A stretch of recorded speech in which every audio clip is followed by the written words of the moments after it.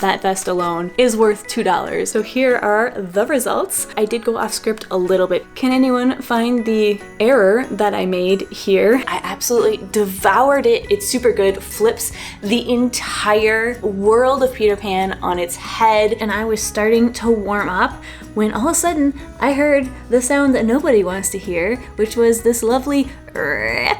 Hello friends, and welcome back to another installment of this year's Vlogmas, where I'm traveling around the US with a touring Christmas circus show and documenting all of my various crafting exploits. We've visited West Palm Beach, Savannah, Charleston, and found historic buildings, cute bookstores, and more. That, along with all the previous crafting endeavors, will be linked in a playlist up there as well as in the description if you're new here and you'd like to get all caught up.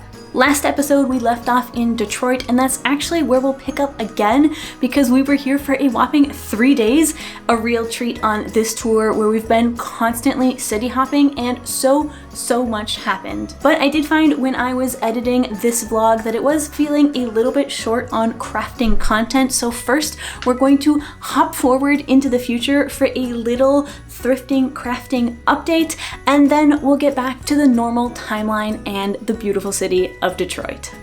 Okay, time for a thrifting update because in one of the more exciting pit stops on our trip, I was able to run off to Goodwill while everybody else made a lunch stop at Walmart. So they all ran into the Walmart to get food, and I beelined for the thrift store because that's very much more my jam. And it was a success because I found some very interesting things. Now, this Goodwill was kind of in the middle of nowhere. It was just next to a highway somewhere. I didn't have big expectations, but I was thrilled to discover that actually they had a very nice crafting section. So I didn't get a ton of footage because I was running very tight on time, but I did manage to grab some footage of all the fabric that they had, including a lot of fat quarters for 99 cents, all from Joann's and in some very fun colors and patterns. There were also a couple skeins of very festive green yarn, and then a bunch of other Ziploc bags just full of combinations of some very cute fabrics, and again at a very reasonable price, including one small quilt kit, which I opened it and looked at it. It seemed to be complete, so I was actually really happy with the crafting section in this Goodwill. I am, however, quite tight on luggage space, so I did leave most of it for somebody else who would use it and enjoy it without needing to fit it into a suitcase. But I did manage to grab a few things, starting with this sweater right here, which I think is just super cute. I didn't necessarily need another sweater, but it was very festive, and I also really enjoyed the pattern on the front here. If anybody knows what the name of this particular knit pattern is, please let me know in the comments because I really dig it and I would love to try to use it myself at some point. So throw that down there if you know what it is.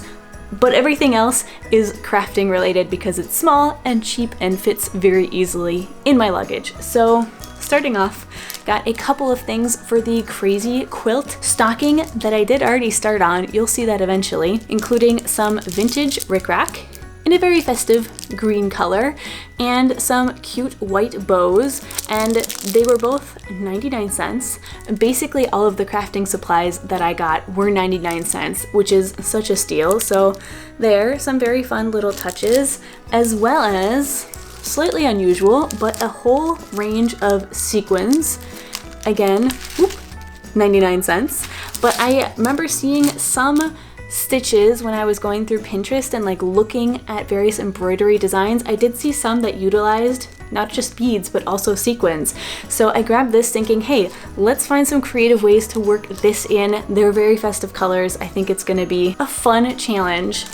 And then the last thing for the crazy quilt stocking was I did manage to grab one fat quarter, and it is just basically white. There is a very subtle pattern on it, which I'm not sure if it's showing up for you, but I figured I have a lot of reds and greens and almost no whites. So I grabbed this thinking I could use it to imitate either the fur that's often at the top of the stockings, or sometimes they highlight the heel and the cap of the stocking. So I figured it would come in handy. It's good. It's gonna make the colors of the embroidery floss really pop. So got that. And then lastly, I got this kind of fun vintage pattern.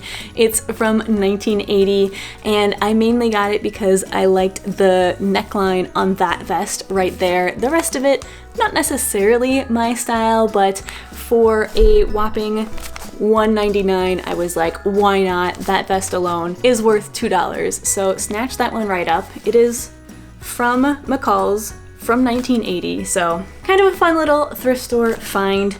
And then I did manage to have time at the very end of that trip to run in and grab from Walmart a embroidery hoop. Now, I know a lot of you said that I don't need an embroidery hoop, I can just do it freehand, which I probably could, but it was right there and it was only a couple dollars.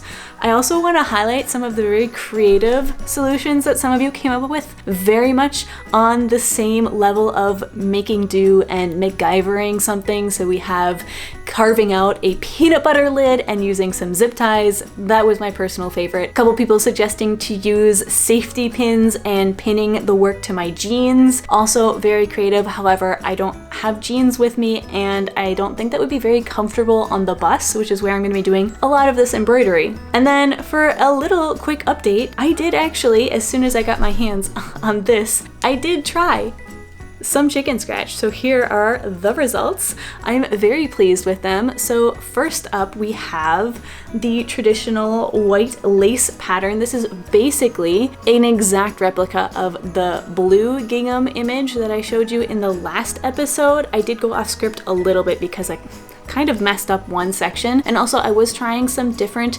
thread weights. So some of this is done with 2 strands, some of it is done with 3 and 4 strands, and then the thicker ones here, some have 4 and some have 6. I was just playing with seeing if it made a big difference, what looks I liked. In the end, it didn't actually make that big of a difference, so probably not gonna worry too much about it, but absolutely love the way it turned out, the look of it, and it was so relaxing to do. So I really enjoyed that. And then I also tried the green style from the placemat that I showed you, except can anyone find the error that I made here? So usually when you're doing chicken scratch, if you're using the lighter colored floss, then you're leaving the holes here should be on the white squares. And if you're using the darker colored embroidery thread, then the holes should be on the darker tinted squares. But I forgot about that, and so here all of my holes are the white holes, which really makes this pop a lot more than if I had done it correctly. So I think that it's actually going to look a little bit better when I do it over the tinted squares. I'll pull up a picture here. This is how it should look. So you can see that the highlighted squares are the green squares in the correct image, and then my version, you know, a little bit going off script. Everything, all these squares here are white. So I think it is going to look better once I do it in the way it's kind of intended to be, but I still really like it. I think it's super cute and it was a good practice for me. You will notice, however, that it's on a tiny little scrap, and that is because the rest of the fabric, I realized, needs to be washed and dried before I can use it, if I ever want to be able to wash and dry the final apron. So the rest of the fabric is currently in the laundry at the hotel here. Plus, one of you very helpfully in the comments pointed out that actually I should soak my embroidery floss as well in some hot water. So I will be sure to do that. Thank you very much for reminding me, because I absolutely would have forgotten. But yeah, that's where we're at. Very satisfying, very relaxing. For everybody who is saying that they were thinking about trying it, absolutely recommend giving it a go, because it's super fun. Do a little test sample just like I did. You know, it only took me a couple hours to get this done and kind of get a feel for what I was doing and the designs and everything. So definitely give it a try, and as soon as the rest of my fabric comes out of the laundry here, I can get going on the actual apron.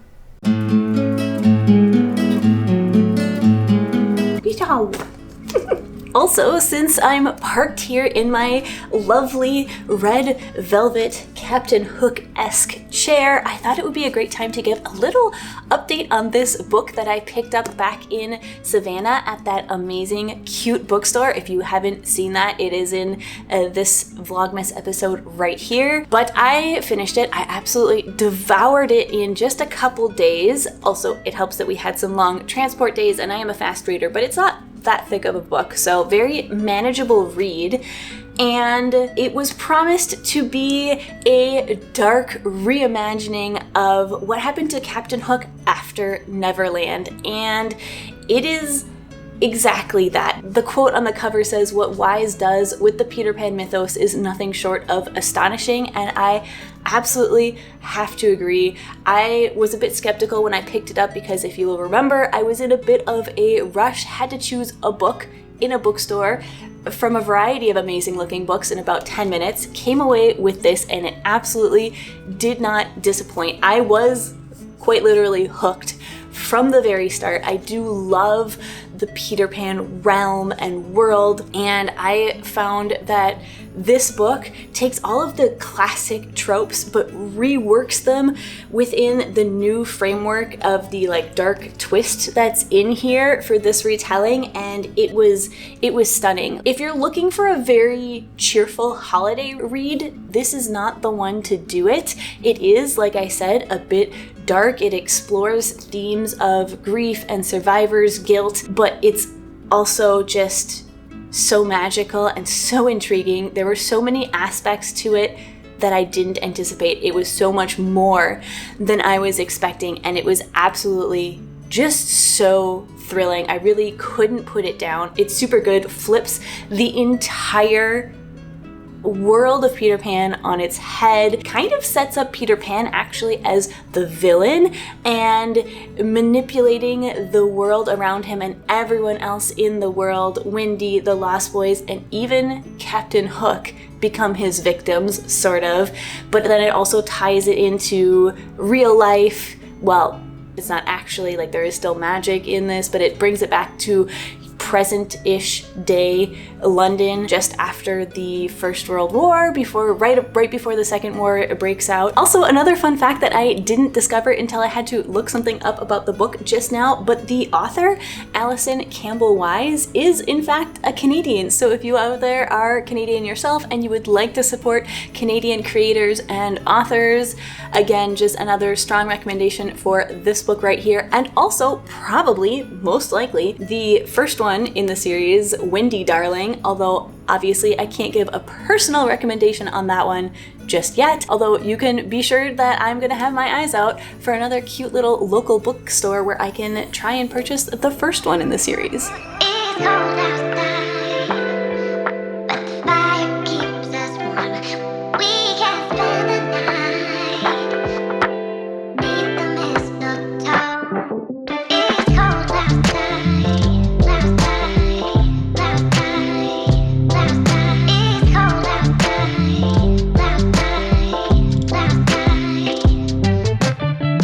When you discover a cafe named after your dog, you're legally obliged to eat pastries, which makes sense because Canal is, after all, basically a croissant. Also, I found it fitting that while there, I got my daily dose of dog petting.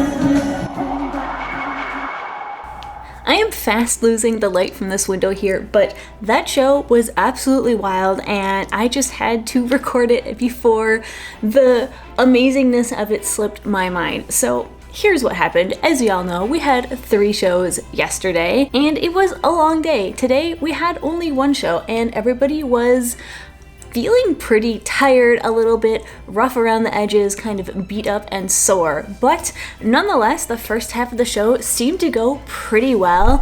Our wheel act, we were, you know, tired, but it actually was a pretty good act, and a lot of people were feeling the same way. Then the second half rolled around, and what happens is normally there is a little audience warm-up interaction bit that opens the second half of the show, and then Sway Pole, our act, is the first real act of the intermission. And so that means that normally once the curtains close on the first half, we start changing into our new costumes and setting up the Sway Pole and then warming up. So that had happened. We had just had the 5-minute call, so everyone had 5 minutes before the bell act started, and I was starting to warm up when all of a sudden I heard the sound that nobody wants to hear, which was this lovely rip of my pants opening wide open.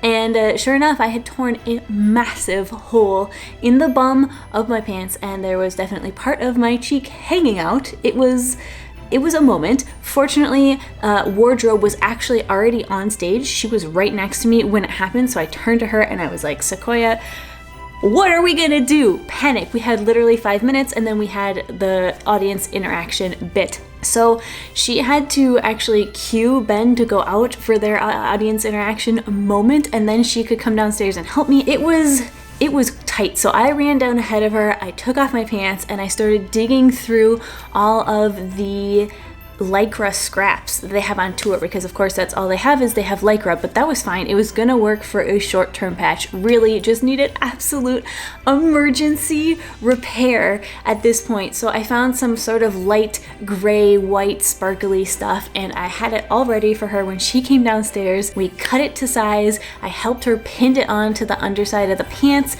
She sits down to start sewing them, and her machine starts throwing errors. And she's like, I have never seen this error before. I don't know what it means. And it is the most infuriating error, because she can sew for about 2 seconds and then it will throw this error and it'll flash on the little screen and it will freeze the whole machine for about 5 seconds. And then it resets and it just lets her start sewing again. So we are sewing, well, I should say she is sewing. I'm still trying to warm up. We can hear the audio from on stage, so we can tell where we are. And there's like a certain chunk of music that means that like during that music, I know how long it lasts and I need to be on stage at the end of that music. And it's just infuriatingly slow progress. It's like stitch, error. Wait. Stitch, error. Pause. And we're both so frustrated. She's doing the best that she can, but the machine is just, we're both like, oh my God, we hate modern machines. She finally gets it done literally as I'm hearing the end of the music, that I'm like, I need to be upstairs on stage now. And we hear a call on the comm. Someone's being like, where's Shannon? Is Shannon coming? And Sequoia's like, she throws the pants at me. She doesn't even have time to cut the threads. Like, there are threads hanging out all over. I don't care. I'm grateful my butt's not gonna be hanging out. I whip on the pants, throw on the shoes, and like sprint upstage, because of course the wardrobe is down a floor. So I'm sprinting up the stairs, running onto the stage. I put on a little bit of chalk because we need chalk on the number. Don't have time to cap it. I yell to somebody, please somebody cap the chalk. I sprint on stage. I think, oh my God, I've made it. And then I realize nobody preset my lantern, because I'm supposed to walk out on stage with a lantern. So I have to sprint another probably 20 feet, grab the lantern, run back on stage, and like the second before I hit on stage, I stop to a walk on with my lantern, literally down to the millisecond to my cue. Like, I couldn't have been any later without the audience knowing, especially because in this theater, there's not actually an easy way to pass behind. There is a pass through, but it's very small, and if you go really fast, it like waves, the air shakes the whole backstage curtain. It was down to the absolute last second, and the patch was ugly, but we didn't care. This is not judgment on the wardrobe, because she did a fantastic job, all things considered. Like, it was so slapdash, and there were threads hanging out. I talked to her, I walked off stage, and she was sitting there watching, and she was like, all I wanted to do was cut all those threads hanging. And I was like, I know, I feel you. Got out there, did it. So if you for any reason happen to be watching the one show on the last Sunday of our Detroit one, it was a moment. The show must go on, right? The show just must go on, but without butt cheeks hanging out.